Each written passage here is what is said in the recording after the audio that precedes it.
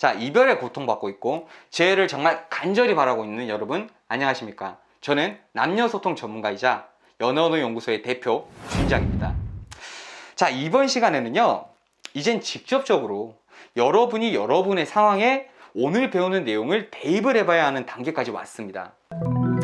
지금까지는 사실 재회라는 것에 있어서 전반적인 이해를 돕기 위해서 재회에 대한 그런 개념을 잡아주는 그런 강의였다면요, 지금부터는 이제 직접 개개인의 이별의 케이스마다 대입을 해보면서 앞으로의 제 진의 방향과 방법론, 전략 등을 설정해 나가야 되는 그 단계까지 왔다고 보시면 되는 겁니다. 많은 분들이요, 이별을 할 때 보면요, 상황을 굉장히 단편적으로 보는 경향이 있어요. 저한테 상담을 받으시는 분들도 보면요, 저한테 이렇게 얘기를 합니다. 권태기로 인해서 헤어졌고 몇 번 매달렸는데 상대방이 이런 반응이에요. 재회하려면 어떻게 해야 할까요? 자, 여러분, 이렇게만 파악을 해서는요, 죽었다 깨도 알 수가 없어요. 상대의 단편적인 반응만 보고 그 단순한 원인만 생각해서 이제 해결책을 바라는 아주 단순한 사고방식인 건데, 이게 인간관계가 이렇게 단순하게 해석이 된다면야 우리 모두 진짜 너무 편하겠지만, 지금 얘기를 하는 저도 정말 너무 좋겠지만, 안타깝게도요, 인간관계는 정말 얽히고 설킨 실타래처럼 풀어나가기가 쉽지가 않습니다. 컴퓨터만 봐도요, 갑자기 작동을 하지 않는 현상이 발생하면 컴퓨터의 전반적인 부분을 모두 검사를 해봐야 어떤 부분에 어떤 문제가 생겼는지를 정확하게 알고 해결할 방향을 잡아나갈 수가 있죠. 자, 재회도 굉장히 유사한 사례인데요, 대부분 재회를 원하시는 많은 분들이요, 마음의 여유가 없다 보니까 이성적인 사고를 하지 못합니다. 그래서 아주 사고방식을, 본인의 사고를 단순하게 정리하려는 습관이 있습니다. 자, 권태기로 인해서, 내 술버릇으로 인해서, 내 여자 문제로 인해서 이별했어요. 이렇게만 단편적인 원인으로만 생각해서 이별을 해석하면요, 여러분 절대 안 됩니다. 왜 안 되냐면요, 상대방이 그동안 어떤 생각을 하고 어떤 시간들을 보내왔는지 우리가 완벽하게 알지 못하더라도요, 나름이나마 그 정보를 알아야 상대방이 어떤 마음으로 나에게 어떤 이미지를 가지고 이별을 선택을 하였는지를 알고 추론해 볼 수가 있단 말이에요. 이 이유를 정확하게 알아야 향후에 우리가 어떤 방향으로 재회를 이끌어 나갈 것인지에 대해서 설정할 수가 있게 되는 것이죠.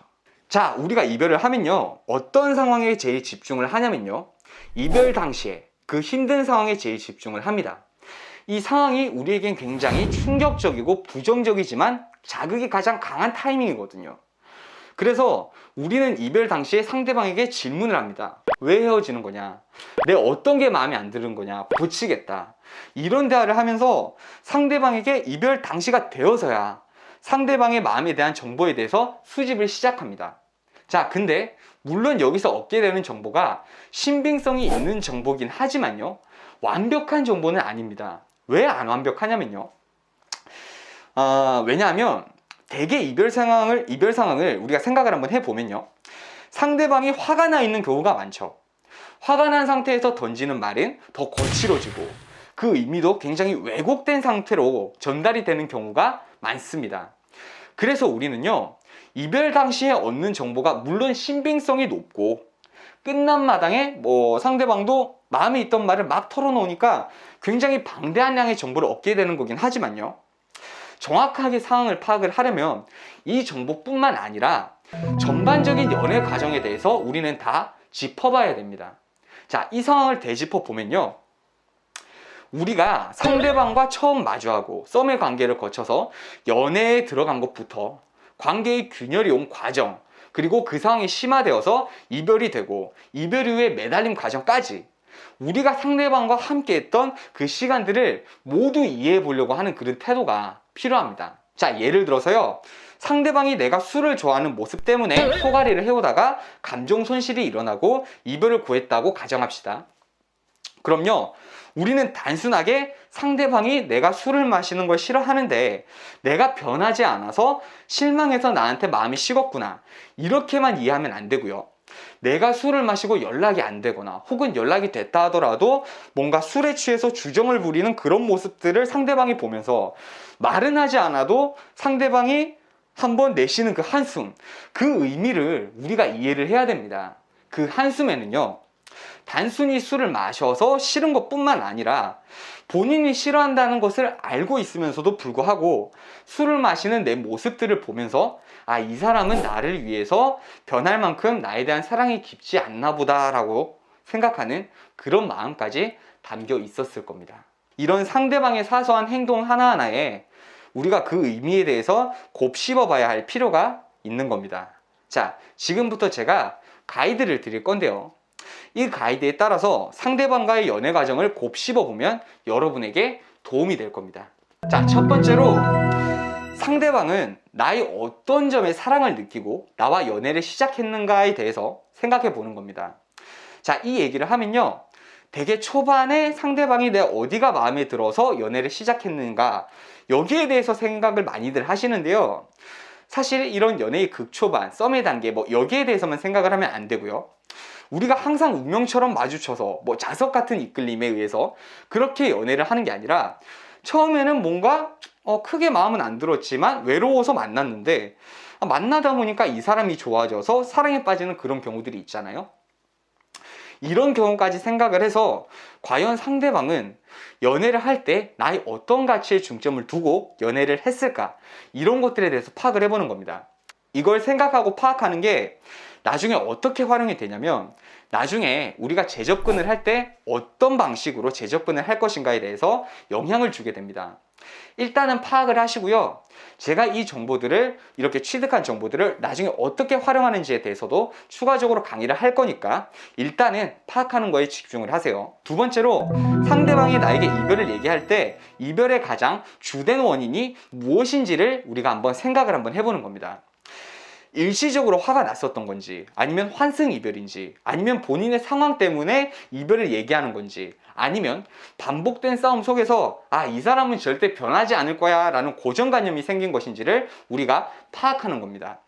자, 이 정보는 어디에 활용이 되냐면요, 우리가 이별 이후에 상대방에게 재접근을 하는 데까지 얼마만큼의 기다림을 가져갈 것인지와, 만일 이별의 문제가 내 행동에 비롯된 문제였다면 추후에 상대방이 가진 고정관념을 어떤 방식으로 해소시킬 것인가에 대해서 영향을 주게 됩니다. 상대방이 이별을 얘기하는 주된 원인이 어떤 것인지에 따라서 우리가 상대방에게 접근하기까지 어느 정도의 시간을 기다릴 것인지를 가늠해 볼 수 있는데, 예를 들어서요, 상대방 스스로의 개인적인 일 때문에 너무 바빠서 마음이 싱숭생숭한 상태에서 내가 신경을 거슬리는 행동, 그걸로 인해서 불안정한 심리 상태에서 상대방이 나에게 이별을 고한 것과요, 장기간의 연애 과정 중에서 계속해서 언급을 했음에도 불구하고 개선되지 않아서 생긴 고정관념으로 인해서 이별을 선택한 것, 자, 이 두 가지 케이스는요, 상대방이 나에게 가진 부정적인 이미지가 완화되는 데까지 걸리는 시간이 전혀 달라요.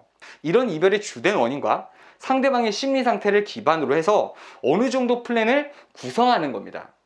물론 이 플랜이라는 것은요, 상황에 따라, 상대방의 감정 변화에 따라 편차가 크게 생기긴 하지만요, 일단은 베이스로 영향을 주는 것들이거든요. 세 번째로, 연애에서 처음 문제가 발생한 것부터 이별 당시까지의 과정을 체크해 보는 겁니다.